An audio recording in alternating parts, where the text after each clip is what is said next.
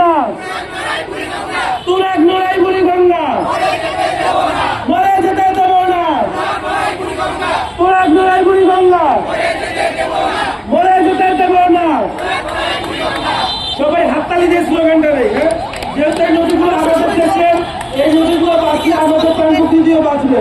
সুতরাং স্লোগানের সাথে সাথে আমরা তালি দিব, একটা ভিডিও নিব। আমি কনস্টিনকে রিকোয়েস্ট করবো এই স্লোগানটার সময় আপনারা পুরো ভিডিওটা নেবেন।